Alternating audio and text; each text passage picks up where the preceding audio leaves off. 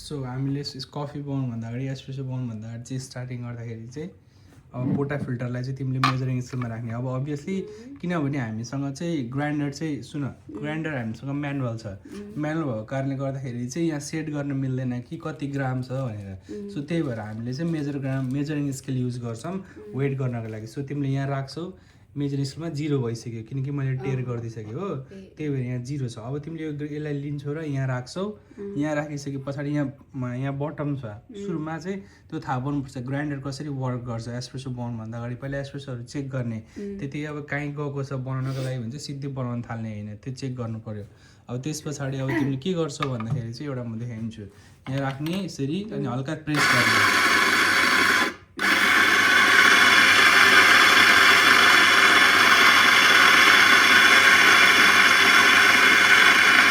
अब त्यसपछि के गर्नु पर्यो भन्दाखेरि चाहिँ अब यसलाई है अब यो हल्का साइडबाट यो हटाइदिने यसमा लागेको गरेको अनि त्यसपछि मेजर गर्ने फेरि कति ग्राम भयो भनेर। तिमीले कति ग्राम भएछ त तिम्रो कति भएछ त अहिले 17 ग्राम, तर हामीले कति लिने भनेको थियो त 20 ग्राम। अब फेरि के गर्ने भन्दाखेरि अब हामी निकाल्छौँ। निकालेपछि सब पहिला भन्दाखेरि साइडमा चाहिँ हल्का मिलाउने, त्यसपछि यहाँ राख्ने हो अनि हल्का हातले चाहिँ प्रेस गर्ने। त्यो गऱ्यो भने चाहिँ तिम्रो कफीहरू चाहिँ हल्का लेभलमा बस्छ, सो पोखिँदैन। अब के गर्ने भन्दाखेरि डिस्ट्रिब्युटर छ भने डिस्ट्रिब्युटर युज गर्ने, छैन भने नगरे पनि भयो। अनि ट्याक्कै हल्का राख्ने अनि थिच्दिने। यो थिच्नेवाला पनि हो, यसरी घुमाउनेवाला पनि हो है। घुमाउँदा पनि डिस्ट्रिब्युट हुन्छ, त्यही त डिस्ट्रिब्युट गर्छ त घुमाएर सबैतिर यसले चाहिँ मिलाउँछ। यहाँ तिमीले हेर्छौ यसको यो यसले चाहिँ सबैतिर इभनली डिस्ट्रिब्युट गरिदिन्छ। सो यहाँ हेरिन्छ यसरी देखिन्छ। यो तपाईँ तिम्रो ठ्याक्क कतिको लाइनसम्म छ, राम्रोसँग बसेको छ कि छैन भनेर चाहिँ गर्न मिल्छ। अनि यसले चाहिँ थिच्ने होइन, त्यत्तिकै यो जस्ट मैले नर्मल गरेको। अनि आफूले गरिसकेपछि यो चाहिँ सफा गरिहाल्नु पर्यो, ठिक छ। त्यस पछाडि फ्लस गर्ने। त्यस पछाडि फ्लस गर्ने चाहिँ फ्लस गर्न चाहिँ जहिले पनि जरुरी छ। किन भन्दाखेरि फ्लस गरे पछाडि बल्ल तिमीले चाहिँ कफी झार्ने। जहिले पनि मिक्सिङ गर्नु भन्दा फ्लस गर्ने, यो सफा गरेको। किन भन्दाखेरि पहिला नै बनाएर यस्तो कफीहरू चाहिँ माथि टाँसेर बस्न सक्छ, त्यही भएर चाहिँ त्यो युज गर्ने। यहाँ यसरी अब जहिले पनि यो फिट गर्दाखेरि यसरी फिट गर्ने, यसरी यो एङ्गलमा लिएर जाने यसरी, ठिक छ। अनि टाइट गर्ने, यहाँ हाल्ने बित्तिकै कफी झारिहाल्ने। किन भन्दाखेरि अब तिमीले यो हालेर अब तिमी कप खोज्न हिँड्दैन, अब कप कहाँ छ भनेर खोज्न हिँड्दैन, अलरेडी ठिक पार्ने। अब प्रायःले चाहिँ स्केल मेजर युज गरेर गर्छ होइन, हामीले पनि युज गर्दा त हुन्छ। तर यो सानो मेसिन छ त्यही भएर अलिकति यहाँलाई सानो स्केल चाहिन्छ। तर हामीले चाहिँ अलि नर्मल एक्सट्र्याक्ट गर्न सक्छौँ।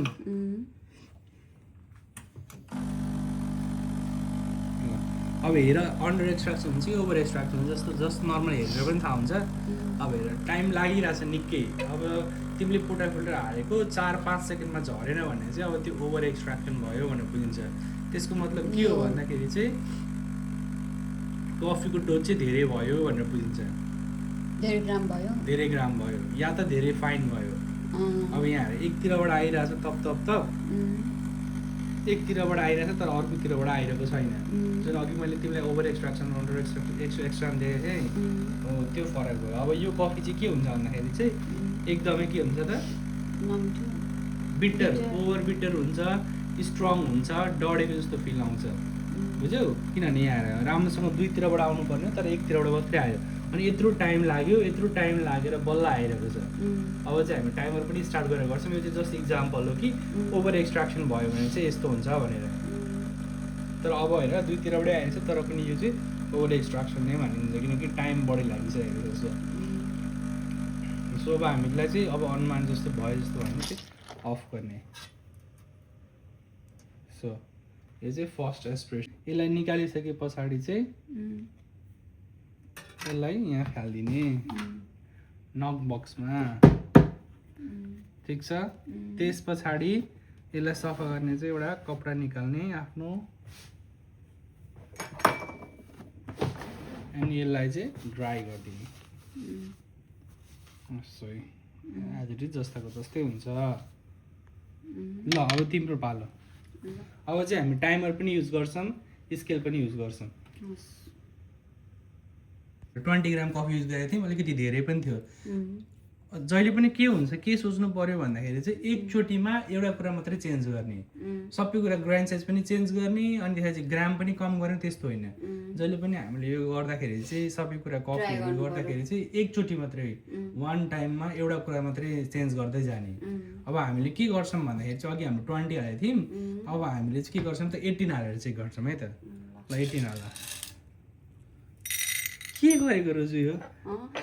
ल हेर अब मैले ग्राइन्ड गर्नुपर्छ नि त, यो के हो यस्तो?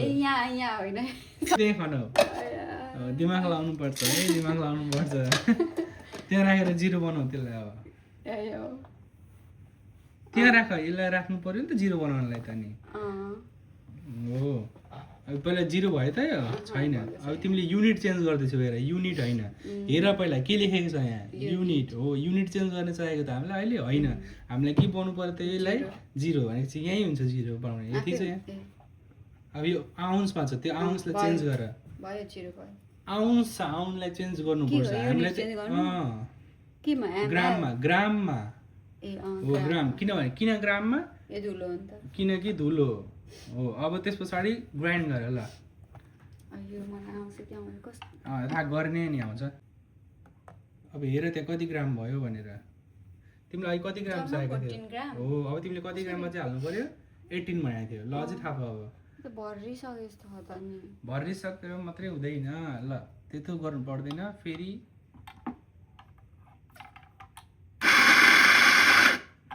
तिमीले भन्छ त्यो नि 18 ग्राम भयो नि त।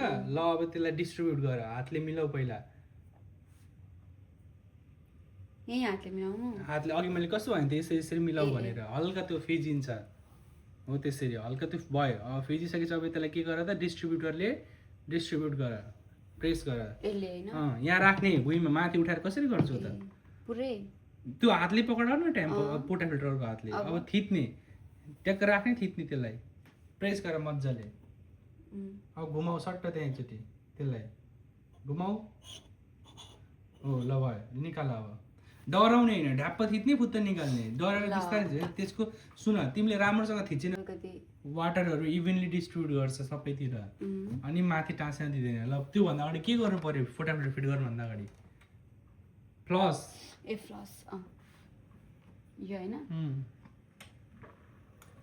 ल भयो। सट्ट पानी आउने, किन फ्लस गर्ने। ल अब फिक्स गर, सिधा लाग्दैन। अघि मैले कसरी भनेको थिएँ,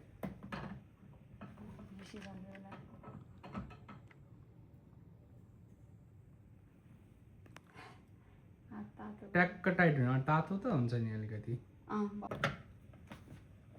नाइ भएन हो। अब टाइट, मेसिन समात्ने एक हातले त्यसो गर, अनि बल्ल सजिलो हुन्छ हो त्यसरी। हो टाइट भयो। ल भयो। अब के गर्नु पर्यो? स्केल, स्केल युज गर्ने हामी चाहिँ अहिले। अब तिमीले कति ग्राम युज गरेको थियौ अघि कफी? 18 ग्राम हो। यहाँ सुन, अब यसो गरेर स्केल राखेर खोज्ने होइन। अहिले त तिमी सिक्दैछौ नि त, त्यो सिक्दै भएर चाहिँ त्यो हामीलाई ढिलो भइरहेछ। अहिले हामीले टेस्टिङ गरिदिउँ, तर जे होस् हामीले अनुमान गर्छौँ। यसरी कफी राख्यो भने चाहिँ कफी डढ्छ। सो त्यही भएर चाहिँ अब हामीले के गर्छौँ त, कप राख्छौँ। अब कप राखेपछि अघि तिमीले कप कति ग्राम निकाल्छौ? 18 ग्राम भन्छ। अब तिमीले कति ग्राम इल निकाल्छौ? 36, अराउन्ड 36-35 निकाल्छौ। अनि टेस्टिङ गर्छौँ फेरि। अनि त्यो 36 निकाल्दैमा सुन मेरो कुरा, अहिले 36 निकाल्दैमा 36 चाहिँ राम्रो हुन्छ भन्ने हुँदैन। किनकि कहिलेकाहीँ चाहिँ त्यही 18 ग्राम कफी राखेर 38 ग्राम पनि निकाल्न सकिन्छ, या त 34-32 निकाल्न पनि सकिन्छ होइन। किन भन्दाखेरि चाहिँ तिमी त्यो टेस्ट गर्नु पर्यो एस्प्रेसो, अनि तिमीले भनेको जस्तो फ्लेभर त्यहाँ छ कि छैन भन्ने कुरा, त्यो आएको छ कि छैन भन्ने कुरा चेक गरेर बल्ल फिक्स गर्ने। र 0 बनाऊ अब यसलाई। यहाँ हेर, यहाँ थिच्ने हो, यहाँ पख पख पख, यो हल्का मुभ हुन्छ। यो चाहिँ यहाँ हेर। अब तिमीले कसरी थाहा भयो त भन्दाखेरि यहाँ एमएल चेन्ज भइरहेको छ हो। अब 0 बनाउने, यसले थिच 0 भयो एमएलमा। अब तिमीले के गर्छौ त, अन गर। त्यो होइन, अर्को लिभर यहाँ छ, यहाँ बिचमा हेर, ध्यान देऊ, सम्झ। ल उठा माथि उठाऊ। हो ल अब हेर त्यहाँ एमएल, हेर त्यहाँ कति एमएल झर्छ, टाइममा झर्छ कि झर्दैन, तप गर्दै आउँछ कि आउँदैन, त सबै कुरा हेर। अन गर्दिम भइसक्यो आउँदैछ एस्प्रेसो ल हेर अहिले दुईतिरबाट आइरहेको छ नि अघि एकतिरबाट मात्रै आएको थियो एमएल पनि हेर अहिले हामीले टाइमर अन गरेको छैनौँ तर हामी अर्कोचोटि टाइमर पनि अन गर्छौँ बुझ्यौ अब त्यहाँ हेर 14 एमएल भयो हाम्रो एम कति हो हेर दुईतिरबाट राम्रैसँगै कफी आइरहेको छ त्यस्तो फास्ट पनि आएको छैन स्लो पनि 24 तिमीले बन्द गरिहाल्नुपर्छ है हेर कति भएको थियो के भन्छ हेर त्यहाँ 32 ल बन्द गर पुरै बन्द गरेर 40